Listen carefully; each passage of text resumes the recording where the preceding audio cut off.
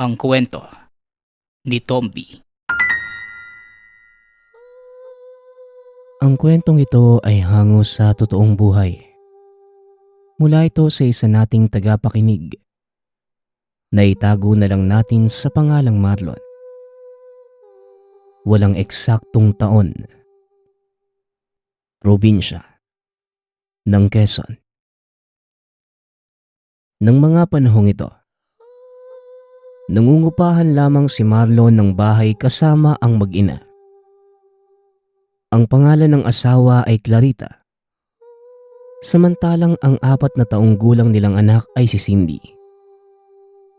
Walang trabaho si Marlon at naghahanap pa lamang. Dahil mababa lang ang pinag-aralan, nahirapan itong makahanap ng mapapasukan. Nakakaraos na lamang kapag lumalapit sa mga magulang. Nangungutang at ang lahat ng iyon ay napupunta lamang sa pagkain. Minsan kinakapos pa. Nahihiya na muling mangutang si Marlon lalo't umaasa lang rin ang mga magulang sa nakukuhang pensyon. Nahihiya rin itong makipagsiksikan sa maliit na tahanan. Dahil nakatira din ang kapatid na meron na ring pamilya. Kaya't sa araw na yon, gulong-gulo ang isipan ni Marlon.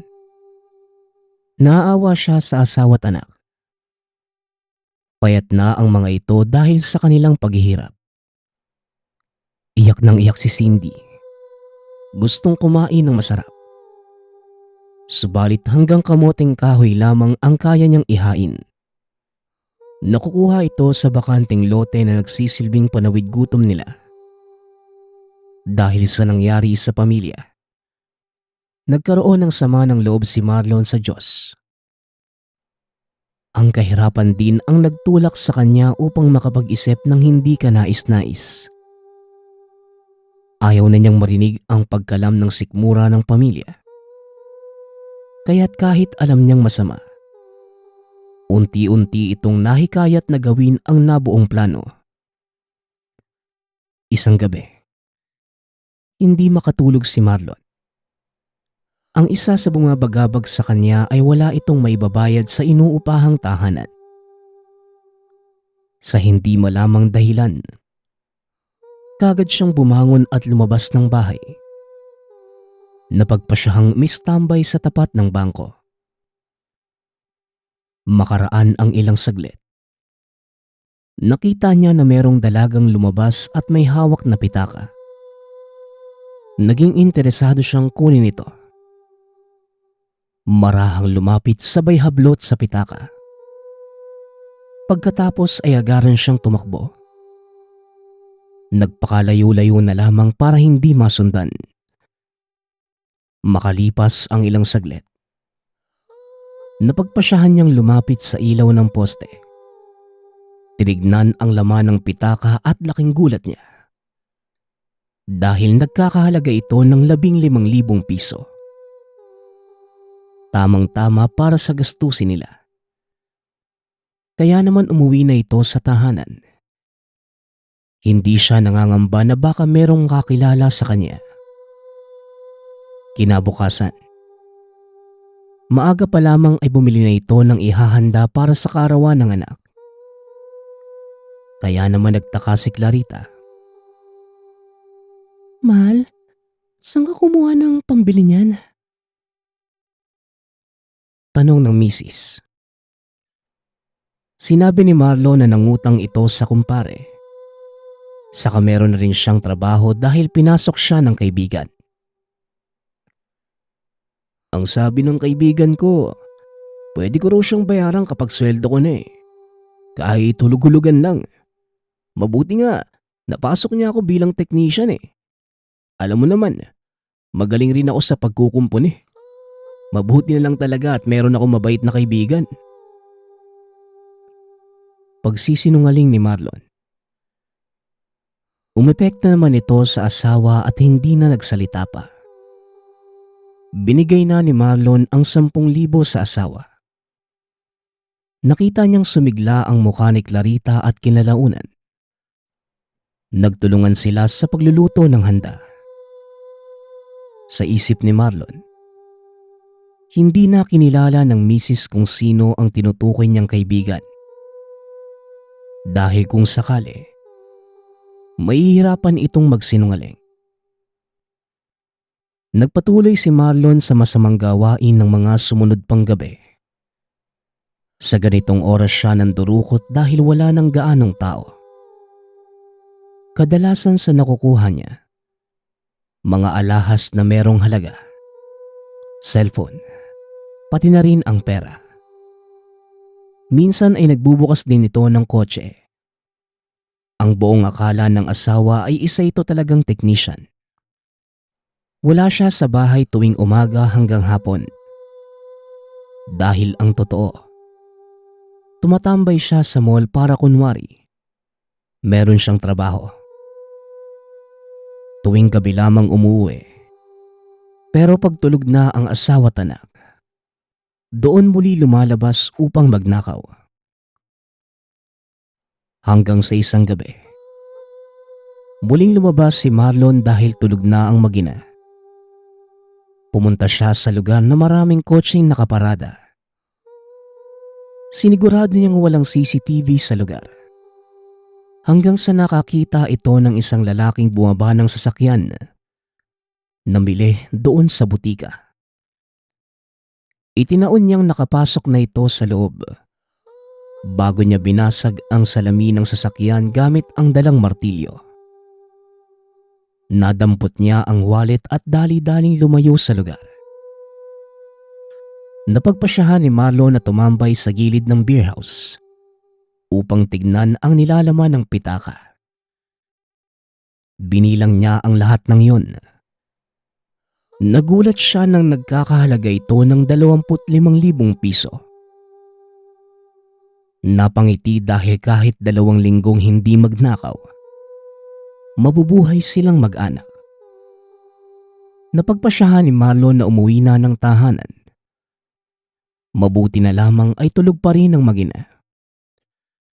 Kaya tinabi niya muna ang pera at naisipang matulog. Nahirapan siyang dalawin ng antok dahil sa pananabik kung anong gagawin sa pera. Hanggang sa naisip niya na ipasyal bukas ang mag-ina para naman malibang. Ilang saglit pa, tuluyan ang nakatulog si Marlon. Kinalaunan ay nagising siya dahil sa iyak ng baboy. Bumangon ito at sinilip ang asawa at anak.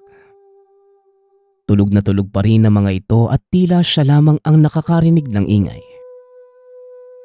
Kung papakinggan ng hayop sa labas, para bang nagugutom na nakakarindi sa tenga. Bumangon si Marlon para silipin ang bintana. Bigla siyang nanigas sa kinatatayuan dahil sa nakita. Dahil yung hayop sa labas, malakas ang kutob niyang hindi ordinaryo. Doble ang laki nito. Itim ang kulay at naglalaway. Paikot-ikot lamang ito sa tapat ng tahanan at tumititig ng rektahan sa kanya. Ngayon lamang siya nakasaksi ng baboy na nagbabaga ang mga mata. Kaya dahil sa takot, kagad niyang sinara ang bintana. Biglang nagising ang asawa at nagtanong kung bakit nanginginig siya. Giniginaw ako, mahal.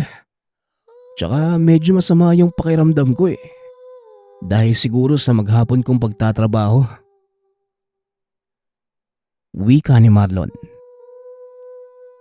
Dahil sa sinabi, hinipo ng asawa sa leeg at maya-maya'y nakita niyang seryoso itong napatitig sa kanya. Hindi ka naman mainit, mahal eh. Tsaka kung giniginaw ka, bakit ka pinagpapawisan? Tapos, halata pa sa mukha mong natatakot ka. Ano bang nangyari sa'yo? At teka, sino nagsasalita sa labas? Tanong ni Clarita. Kaya nagtataka siya dahil wala naman siyang marinig na boses. Anong nagsasalita, mahal? Wala naman eh. Ang naririnig ko lang, yung pag-iyak ng nakakainis na baboy. Nagtataka nga ako eh. Ang alam ko, bawal na mag-alaga dito ng ganyan. Saan ka ba naman nakakita ng baboy na pag-alagala? Kung sa probinsya siguro, baka meron pero dito, dapat wala ka nang makikitang ganyan. Tugon ni Marlon. Nagsalita siya ng normal. Ngunit yung kaba sa dibdib ay mas lumalala. Lalo na nang sabihin ni Clarita na wala itong naririnig na pag-iyak ng hayop. Ang malinaw lang ay yung malalim na boses ng isang lalaki na tila may kausap sa ibang dialekto. Natahimik na lamang si Marlon. Dito napagtantong baka aswang ang nakita sa labas. Kaya hindi na siya magtataka kung bakit gano'n na lamang ang itsura nito. Napaisip si Marlon kung ano ang kailangan sa kanya ng elemento. Naniniwala siya sa mga ganitong bagay. Dahil sa probinsya ng lola ay usap-usapan ang mga aswang. At hindi niya sukat akalain kung bakit pati sa syudad ay meron ding ganito. Nang tignan ng asawa, nakita niyang natutulog na ito. Ginising niya at nagtanong kung talaga bang boses ng lalaki ang narinig. Ngunit nakitaan ni Marlon ng pagtataka si Clarita nang magising ito. Ha? Anong sinasabi mo, mahal? Boses ng lalaki? Ano yun? At bakit gising ka pa? Tanong ni Clarita. Yung naririnig mong boses sa labas kanina lang. Pinag-uusapan natin yun ah. Nakaidlip ka lang, nakalimutan mo na. Tugon ni Marlon. Mas lalong nagtaka ang asawa at sinabi nitong kanina pa siya natutulog. Bigla ang kinilabutan si Marlon. Ibig sabihin lang, nananaginip ng gising kanina ang asawa habang kausap. Nawala na rin yung naririnig niyang pag-iyak ng baboy sa labas. Sinabi na lamang kay Clarita na wag nang intindihin ang sinabi at pinapabalik na sa pagtulog. Nang tuluyang makatulog ang asawa, palaisipan sa kanya ang nangyari. Tila wala ito sa realidad ng mga sandaling yon. Sa tingin niya ay baka nananaginip rin siya ng gising. Pero nang kurutin ng sarili, dito niya napagtanto na totoo nga ang mga naganap. Totoo ang aswang na nakita, habang meron namang nangyayaring kakaiba kay Clarita. Subalit hindi na niya ito inintindi pa. Sa palagay niya, baka gumagala lang ang nilalang at wala itong intensyon na masama. Kinabukasan, niyaya nga ni Marlon ang asawa at anak na mamasyal. Hindi niya pinakita ang pera kay Clarita at baka magduda ito. Nang magtanong kung bakit hindi siya nauubusan ng pera, dahil noong nakaraan ay nagbayad sila ng utang. Sinabi niya na meron pa siyang naitatabi. Naniwala namang kagad si Clarita. Marami silang napagpasyalan ng araw na yon. Kagaya ng karnabal kaya tuwang-tuwa si Cindy. Bukod dito ay namili pa sila sa mall. Binilhan niya ng laruan ng anak samantalang ang asawa naman, mga bagong damit. Hindi alintana kung saan niya kinukuha ang pera. Para kay Marlon, mas mabuti nang gumawa ng hindi ka nais-nais. Ayaw nang bumalik sa dati kung saan mukha silang kawawa. Wala na rin itong pakialam kung nagkakasala man siya sa Diyos. Basta't ang alam niya sa sarili, hindi naman siya mamamatay tao. Kaya ng mga sandaling yon, buo pa rin ang loob niyang magpatuloy sa maling gawain. Lumipas ang mga araw. Nagpatuloy pa rin si Marlon sa pagsisinungaling sa asawa. hanggang sa sumapit ang isang hapon. Kakauwi lamang ni Marlon nang makitang kumakain ng chichirya si Cindy. Bagay na kinagalit niya dahil may sakit ito sa bato at bawal kumain ng maalat. Tinanong niya kung sino ang nagbigay ng pagkain. Wag na po kayo magalit, Papa. Masarap po kasi ito eh. Yung nagbigay po nito yung isang matangkad na lalaking kalbo. Tapos medyo namumula po yung mga mata niya. Ninong ko raw po siya eh. Wika ni Cindy. Nagtaka si Marlon dahil wala namang ganitong ninong ang anak. Inagaw ni Marlon ang kinakain ni Cindy. Pinuntahan si Clarita para kausapin. Ayaw niyang napapabayaan ang kanilang anak. Subalit nakita niyang natutulog sa kwarto ang asawa kaya niyugyug niya ito. At nang magising, pinagsabihan kung bakit pinapabayaang kumain ng maalat ang anak. Hanggang sa bigla siyang nagulat sa naging tugon ng asawa. Hindi ko alam, mahal. Pasensya na kung napabayaan ko si Cindy. Pero kanina lang, habang naglalaro siya sa labas at nagtutupi naman ako ng damit, nakarinig ako ng mga bulong sa tenga ko. Hanggang sa hindi ko na alam ang nangyari. Nakatulog na pala ako. Basta yun lang yung naaalala ko eh. Sana maniwala ka sa akin. Wika ni Clarita. Dahil dito napaisip si Marlon. Yung pagsasalarawan ng anak tungkol sa lalaki ay tila pamilyar. Pinilit niyang alalahanin kung sino yon. Hanggang sa nanlaki ang mga mata. Dahil ito yung lalaking ninakawan niya ng pera sa kotse. Napagtagpi-tagpi niya ang lahat. Hanggang sa nagkaroon na ito ng hinala na yung malaking baboy na bumibisita at yung lalaking ito ay iisa lang. Isa palang aswang ang nabiktima niya. Subalit hindi na niya ito binanggit pa sa asawa. At sa halip, pinagsabihan na lamang na wag nang pakainin ng maalat si Cindy. Nabanggit din niya na baka talagang inaantok ito kanina. Pinagpahinga na muna ang asawa at pagsapit ng gabi. Siya na ang nagluto ng hapunan. Pagpatak ng 10:00 ng gabing yon, dito na sila natulog. Hindi na muna dumiskarte si Marlon dahil meron pa naman silang panggastos. Subalit bandang 11:00 ng gabi, biglang naalimpungatan si Marlon. Nakarinig ito ng paghuni ng tiktek.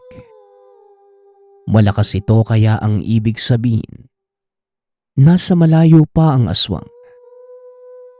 Dito niya nakumpirma na siya ang sadya ng nilalang. Sapagkat sa ilang buwan nilang pagtira sa inuupahan, ngayon lamang siya nakaranas ng ganitong uri ng kababalaghan. Bumangon siya upang makiramdam.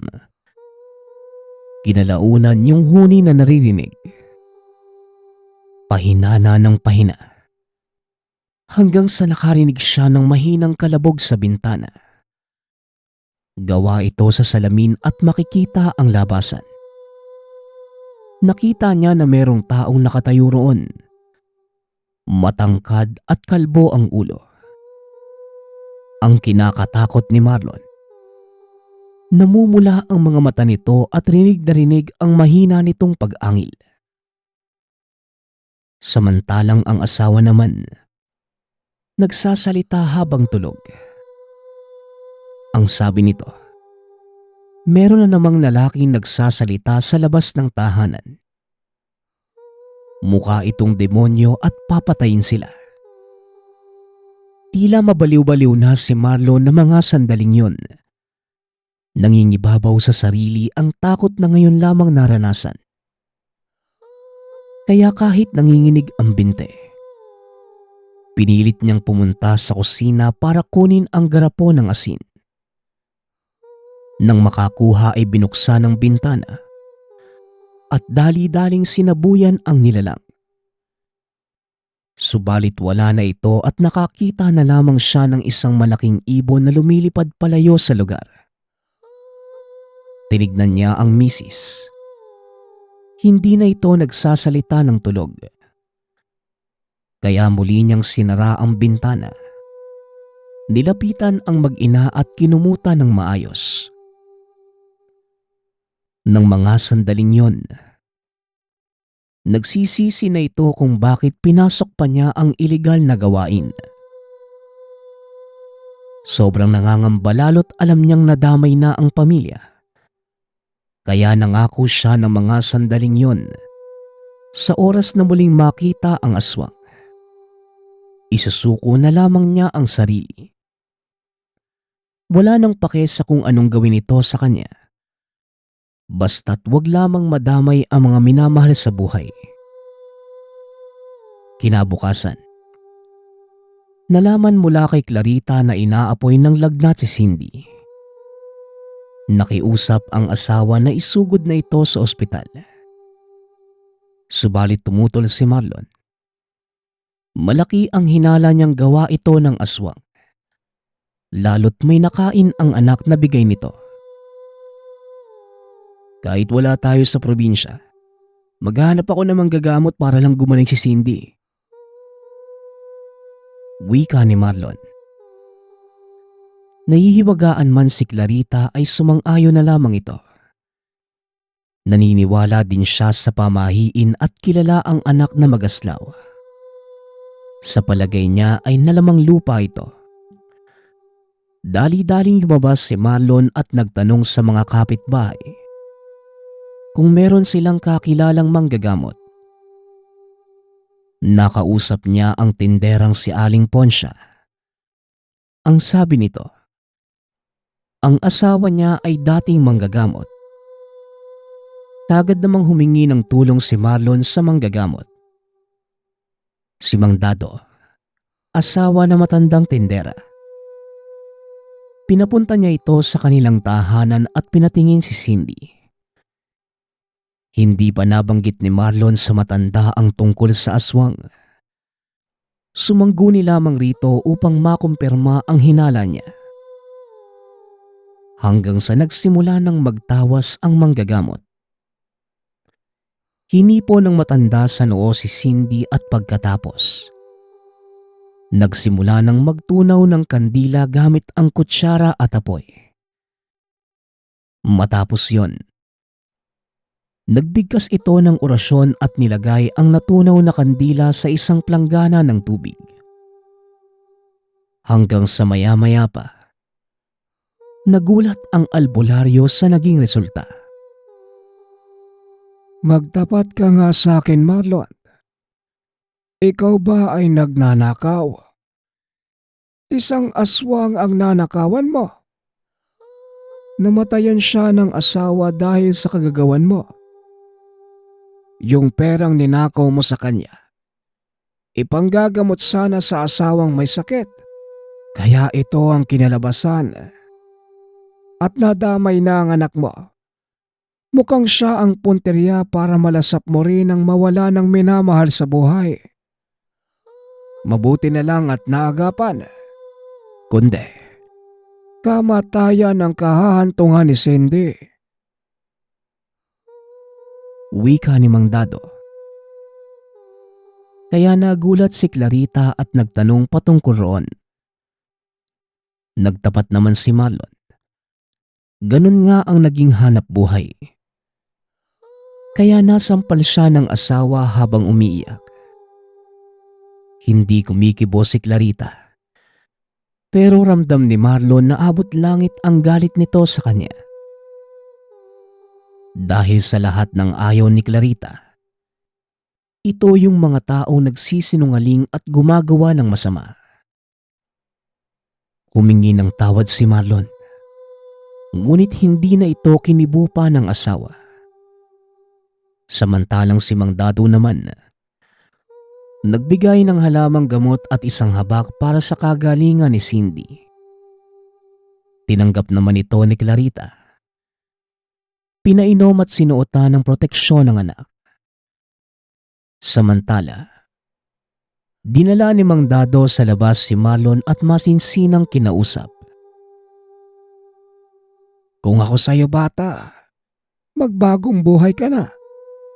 Hindi katwira ng kahirapan para manlamang ng tao. Dapat lumaban tayo ng patas, hindi yung gumagawa ka ng kabuktutan. Yan tuloy, isang impakto pa ang nakatapat mo. Mabuti, aswang rin yung namatay at kumakain ng tao. Kaya hindi nakakahinayang yung buhay ng demonyong yon. Nalaman ko yon sa ginawa kong pagtatawas kanina. Nagkaroon ito ng kanser dahil matagal nang hindi nakakabiktima. Alam mo naman dito sa syudad, masyadong matao. Ay, naawa ka sa pamilya mo, Marlon. Kaya yun yung nagtulak sa'yo para gawin yung bagay na yan. Kahit ganun pa man, lahat ng tao ay may karapatang magbago. Kaya wag mo na yun uulitin. Maliwanag ba? May alam akong trabaho na maaari mong pasukan.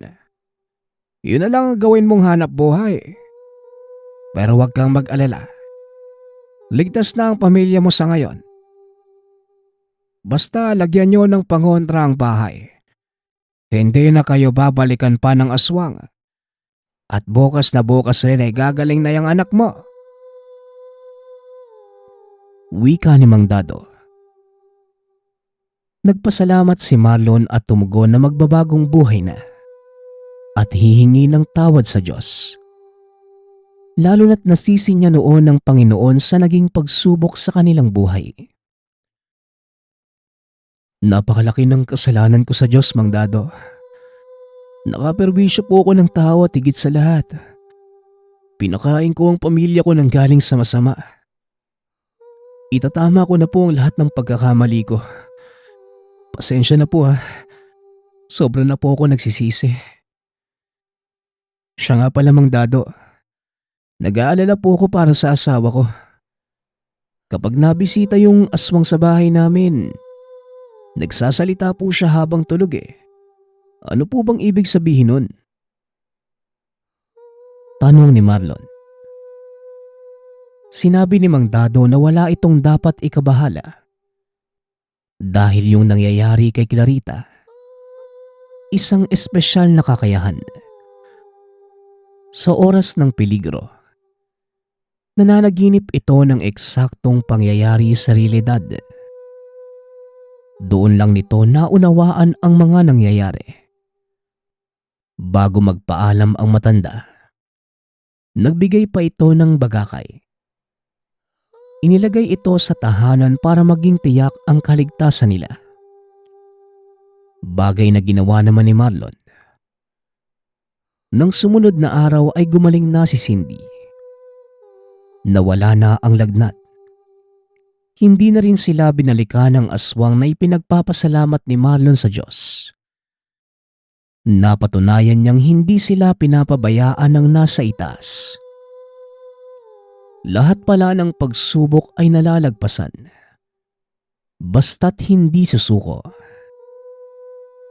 Kalaunan ay nagkabati na sila ni Clarita. Nawala na ang galit nito sa kanya. Nakita ng asawa ang lubos niyang pagsisisi. Nagkaroon ng marangal na trabaho si Marlon dahil sa tulong ni Mang Dado. Kaya masaya itong nakikitang napapakain ang pamilya. Sa malinis na paraan. Ang susunod nating kwento ay mula sa isa nating tagapakinig. Daitago na lang natin sa pangalang Lito. Taong 1989. Probinsya ng Negros Occidental. Marami ang mga taong nagsasabi na ang mga mambabarang ay masasama. dahil ginagamit nila ang kanilang kakayanan upang makapanakit. Ngunit sa kwentong ito, matutunghayan natin ang kakaibang istorya ng isang kilalang mambabarang sa Kabisayaan. Isinilang sa angka ng kilalang mambabarang itong si Lito. Bagaman nagtataglay ng napakalakas na kapangyarihan, hindi nila ito pinagmalaki sa iba. Hindi rin nila ginamit ang kakayanan sa pananakit ng iba. Sa halip ay tumatanggap sila ng mga taong nais magpagamot. Hindi rin maalis sa mga tao ang magduda sa kanila.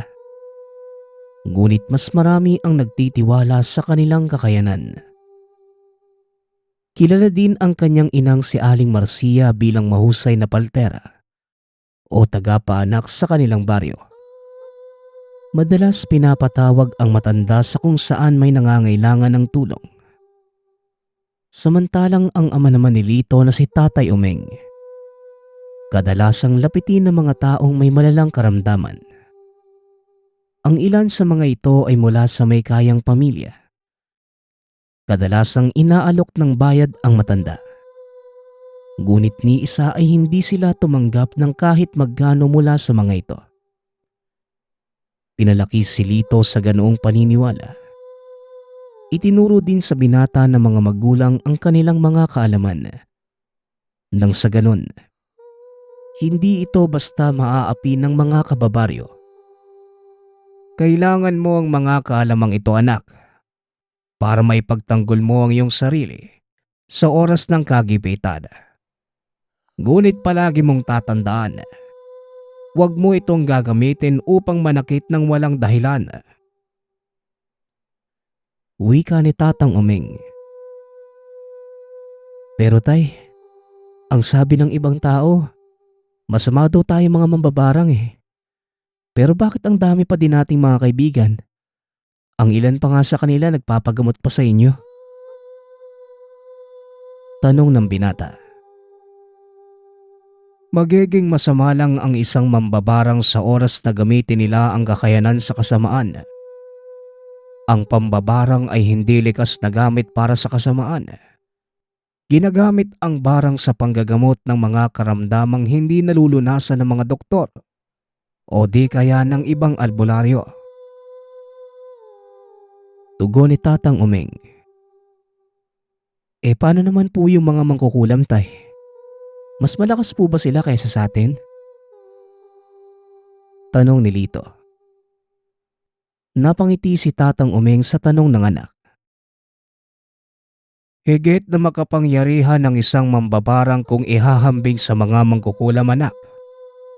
Sa kalikasan ng gagaling ang kapangyarihan natin. Kagaya ng mga babaylan, may kakayanan tayong kumuha ng lakas mula sa mga buhay na bagay na nasa paligid natin. Samantalang ang mga mangkukulam naman, mula sa demonyo ang kanilang kapangyarihan. Pero hindi naman sa lahat. May mga tinatawag na buting mangkukulam. Ang mga uri nila, ginagamit din ang kakayanan sa pagtulong sa iba. Pagpapaliwanag na matanda. Sinabihan din ito si Lito na wag basta manghuhusga ng kapwa. Base lamang sa kanilang panlabas na anyo. Dahil hindi lahat ng pangit ay masama. At hindi rin lahat na maganda ang itsura ay mabuti ang ugali. Salamat po tay. Tatandaan ko po lahat ng sinabi niyo sa akin. Kung ano man po ang kalamang tinuro niyo sa akin, hindi ko po yung gagamitin para sa pangsariling interes. Wika ni Lito. Nang mga panahong yon, 12 taong gulang pa lamang si Lito. Ngunit taglay niya ang husay ng isang batikang mambabarang kagaya ng ama. Sa paglipas pa ng mga taon, naging mas malakas si Lito. Marami din itong natulungan. Dahil dito marami din ang nainggit sa kanya. Sa edad na 18, kinilala si Lito bilang pinakabatang manggagamot sa kanilang lugar. Dahil sa mga tulong na ginawa niya sa mga kababaryo, halos nakalimutan na ng mga ito ang katotohanan mula siya sa angka ng mga mambabarang. Mas madalas pang lapitan ng mga pasyente sa Lito kung ikukumpara sa ama. Natutuwa naman si Tatay Umeng dahil nawala na sa isipan ng mga tao ang kanilang pinagmulan. Ngunit may ilan talagang hindi nakakalimot at makitid ang pag-unawa pagdating sa mga mambabarang. Isa sa mga ito ang karibal na albularyo ni Tatay Umeng na tawagin na lang natin sa pangalang Mang Lucio. Makailang beses nang pinahiya ng matanda ang manggagamot dahil sa mga maling pamamaraan ng panggagamot. Ilan sa mga naging pasyente nito ang dumulog kay Mang Umeng dahil hindi nagawa ni Mang Lucio ang tukuyin ang totoong karamdaman. Dahil sa mga pangyayari, unti-unting nawala ang mga pasyente ni Mang Lucio. Maliban sa mga maling pamamaraan, ito din ang ginagawang kabuhayan ng albularyo. Sa madaling salita, naniningil ito ng napakamahal.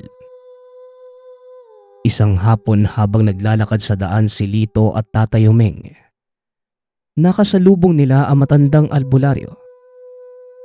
Napakasakit ng titig nito sa kanila. Ngunit pinili na lamang na mag-amang wag na itong pansinin. Ayos na sana ang lahat. Ngunit bigla na lang tinawag ni Mang Lucio si Tatay Umeng. "Uy Umeng, kumusta na yung huli mong binarang? Buhay pa ba?" "Talaga namang ang lakas ng loob mong maglakad sa kalsada ng taas noo, ano?" Wika ni Mang Lucio. Huminto si Tatay Umeng at nilingon ito. Pasensya ka na, Lucio. Pero wala akong panahon para patulan ng kakitiran ng utak mo. Kung ako sa'yo, uuwi na lang ako kesa magsayang ng laway dito sa daan. Tugon ni Tatay Umeng. Natawa naman si Lito sa sinabi ng ama. Ngunit kagad naman itong sinaway ni Tatay Umeng. "Kung inakala nyo na nakalimutan na ng lahat kung sino kayo, nagkakamali ka, Umeng. Tatandaan mo, may oras ka din. Makakahanap ka din ng iyong katapat." Banta ni Mang Lucio. Dito na nagpantig ang tenga ni Lito. "Magdahan-dahan ka sa pagbabanta sa tatay ko, ha? Dahil baka samayin ka sa akin. Hindi na sana kita papatulan dahil mas matanda ka sa akin. Pero ikaw pa tong nagbibigay ng dahilan para hindi ka respetuhin. Naturingan ka pa namang manggagamot." Wika ni Lito. Hinawakan ni Tatay Umeng si Lito sa kamay dahil alam na matandang galit na ang anak. Minsan lamang nagbibigay ng banta ang binata. Ito ay kapag nasagad na ang pasensya. "Tinatakot mo ba ako, batang mambabarang? Sige, gusto nyo ng labanan. Walang problema. Huwag nyo lang akong sisisihin sa maaaring mangyari."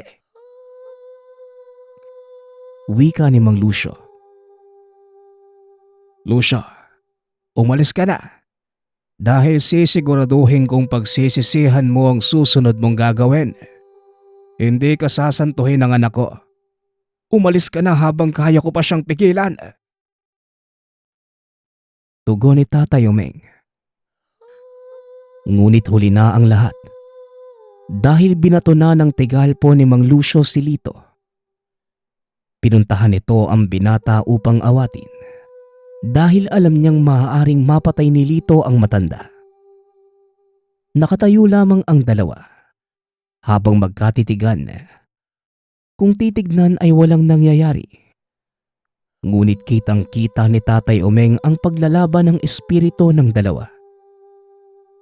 Hindi na niya ito magawang pigilan dahil nasa kalagitnaan ng labanan ng dalawa.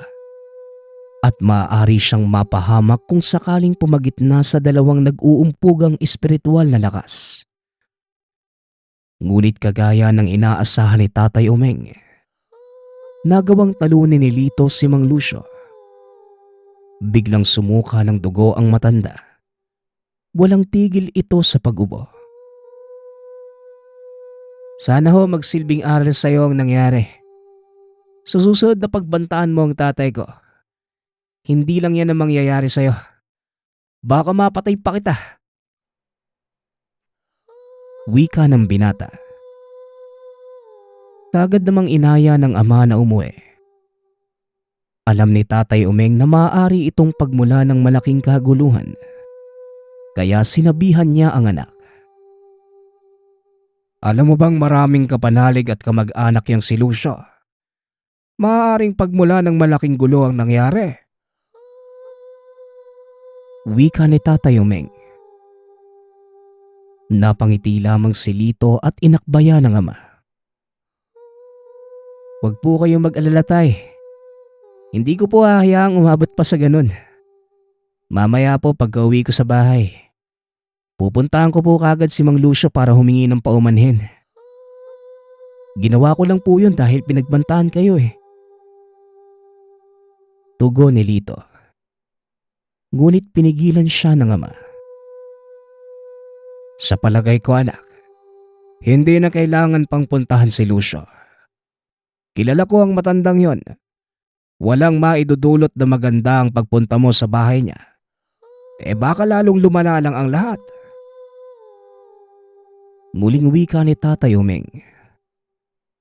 Pinayuhan nito ang anak na antayin ang susunod na gagawin ni Mang Lucio. Ilang araw pa ang nakalipas.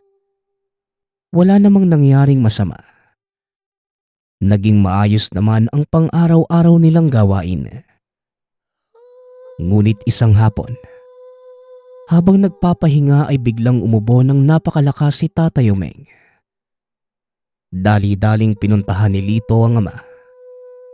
Nanlaki ang mga mata ng binata nang makitang sumusuka na ng dugo si Tatay Umeng. Walang tigil sa pag-ubo ang matanda. At nang lapitan ito ng binata, naramdaman niya ang malakas na enerhiyang nagmumula sa kung saan. Hindi matukoy ng binata kung sino ang nagpalipad hangin sa ama. Talagang tinaon pa na ubos ang pondo ng matanda sa panggagamot at hindi ito nakapagkarga ng depensa. Iisa lamang ang hinala ni Lito. Maaaring ang gumawa nun sa kanyang ama ay walang iba kundi si Mang Lucio. Patuloy sa pagsusuka si Tatay Umeng hanggang sa tuluyan na itong nawala ng malay. Sinubukan pa ni Lito na gamutin ng ama, ngunit wala din itong nagawa. Unti-unting nalagutan ng hininga si Tatay Umeng. Tila pinagsakluban ng langit at lupa si Lito na mga sandaling yon. Maging ang ina ay halos hindi mahinto sa pag-iyak. Abot langit ang galit ng binata. Sinisisi ang sarili sa mga nangyari. Hindi na nila pinatagal pa ang burol ng ama. Napakarami ng dumalo at nakiramay sa burol. Mas lalo pang dumagsa ang mga tao ng ilibing ang matanda. Naroon din si Mang Lucio. Nakita nito kung gaano kamahal na mga tao si Tatay Umeng. Dahil sa nasaksihan, lalo pang mas nagalit ang matanda. Ang pinagbalingan ng puot ay ang nananahimik na ina ni Lito. Ilang araw matapos ang libing, napansin ng binata ang biglaang panghihina ng ina. Ilang araw pa ang lumipas. Tuluyan ng bumagsak ang kondisyon ng nanay ni Lito. Dito napag-alaman ng binata. Dinapuan ng kakaibang karamdaman ang matanda na dulot ng isang elemento. At napag-alaman niyang si Mang Lucio pa din ang may gawa. Hindi na napigilan pa ng binata ang sarili. Naghanda ito upang magsagawa ng isang ritual. para pahirapan ang matandang albularyo. Sa kabila ng habilin ng ama na wag gagamitin ang pambabarang sa pansariling interes, lalo na sa paghihigante, tinuloy pa din ito ni Lito. Dahil gusto niyang iparamdam sa mga kamag-anak ni Mang Lucio ang sakit na kanyang nararamdaman. Gumamit ng makamandag na insekto ang binata, kagaya ng alupihan at alakdan balingayaw. Naupo ang binata sa gitna ng kanilang sala. Sinimulan ang pagpapahirap sa matandang albularyo. Ilang oras lamang ang lumipas ay bumalik ang isa sa mga insektong sinugo. Naliligo ito ng dugo, na ang ibig sabihin ay nagawa nitong pasukin ang katawan ng biktima. Napangiti si Lito dahil alam niya kung ano ang mangyayari kinabukasan. Pagkagising ay naglakad ito papuntang kabisera ng baryo upang makibalita. Habang nakaupo sa harapan ng isang tindahan, narinig ng binata ang usapan ng dalawang lalaki. Ayon sa mga ito, narinig nilang nagsisigaw si Mang Lucio kagabi. May ilang tao na din ang pumunta sa tahanan nito upang kunin ang bangkay. Napangiti ang binata dahil alam niyang nagtagumpay ang ginawa niyang pambabarang sa albularyo. Inakala ng binatang tapos na ang lahat. Ngunit kagaya ng sinabi ni Tatay Umeng, simula pa lamang ito ng isang malaking kaguluhan. Habang binuburol si Mang Lucio, nagpunta ang binata upang makiramay. Walang kaalam-alamang pamilya ng namatay na albularyo na si Lito ang may gawa noon sa matanda. Nakiupo si Lito sa ilang kakilala. Nagbatyag sa paligid. Sakto namang katabi ng kinauupuan ang mesa ng mga kaanak na matanda. Narinig niya ang pinag-uusapan ng mga ito. Malamang nakarating na sa kanila ang sanhi ng pagkamatay ni Mang Lucio. Humanda sa akin yung mambabarang na pumatay kay tatay. Babalatan ko siya ng buhay sa oras na malaman ko kung sino siya. Wika ng isang binatang halos kasing edad lamang ni Lito. Kung nagawa niyang talunin ng tatay mo, iisa lang ang ibig sabihin nun. Malakas ang mambabarang Ador. Huwag kang padalos-dalos. Hanggat maaari mag-antay ka ng tamang panahon dahil hindi namin palalampasin ang nangyaring ito sa aming kapatid. Wika ng matandang kausap ng Ador. Dito na di nalaman ng binata na hindi nga basta-basta ang angka ni Mang Lucio. Mula sila sa lahi ng mga mahusay na manggagamot. Nang marinig ito ng binata, pinili niyang umalis sa lugar. Sa isip-isip ni Lito, nakilala na nito ang ilan sa posibleng makaharap kung sakaling magkaroon ng komprontasyon. Akmang palabas na sana ng bakuran nang bigla siyang tawagin ng isang lalaki. Sandali lang. Hindi ba ikaw yung Lito? Na anak nung namatay na si Mang Umeng? Wika ng isa sa mga kalalakihan. Biglang napalingon ang mga kaanak ni Mang Lucio. Isa-isang nilapitan si Lito. Hindi ba ikaw yung nakaaway ni Manong Lucio sa kabisera? Ang lakas naman ng loob mong pumasok sa teritoryo namin. Wika ng kapatid ni Mang Lucio na tawagin na lang natin sa pangalang Badong. Oo, ako nga. Tatay ko din yung pinatay ni Mang Lucio, di ba? Kaya masasabi kong patas lang kami. Tugon ni Lito. Lumapit sa kanilang kinaroroonan ng isang lalaking nagngangalang Ador. Ito pala ang anak ni Mang Lucio. Patas, hindi kaya ikaw ang pumatay sa tatay namin? Tanong ni Ador. Napangiti ang binata at tumugon. Oo, ako nga. Ano naman ngayon ang gagawin niyo? Tama lang yan sa tatay niyo. Walang ginawang masama ang tatay ko. Hindi niya kasalanan kung naging masama ang ugali ni Mang Lucio. Tugon ni Lito. Sabay lakad palayo. Akmang susugod na sana si Ador. Ngunit pinigilan ito ng tiyuhing si Badong. Huwag dito, Ador. Maraming madadamay. At isa pa, pag-isipan mo ang sinabi ng binata. Kung tutusin, tatay mo ang nagsimula ng lahat. Oo, nagagalit ako dahil pinatay siya. Pero ilagay mo din ang sarili mo sa katayuan ng binatang yon. Wika ni Badong. Ngunit nagalit ito at biglang tumaas ang boses. Dahilan para huminto sa paglalakad si Lito. Ano ngayon sa tingin mo ang gagawin ko? Palalampasin ang ginawa niya sa tatay ko? Hindi ako papayag, Tiyo Badong. Kung pipigilan mo ako, pasensya na pero ituturing din kitang kalaban. Tugon ni Ador. Sabay lakad palapit kay Lito. Nagsipagtayuan ang mga nakikilamay lalo pa nang hawiin ng binata ang mga lamesang nakaharang. Nang malapit na ito kay Lito, bigla siyang natigilan sa paglalakad. Talaga bang gusto mong ituloy ang labanang to? Kasi, sa totoo lang, parang di pa nga ako kontento sa kamatayan ng tatay mo eh. Pero ayoko sanang may madamay na inosente. Wika ni Lito. Hindi makakilos sa kinatatayuan si Ador dahil napako na ito ni Lito.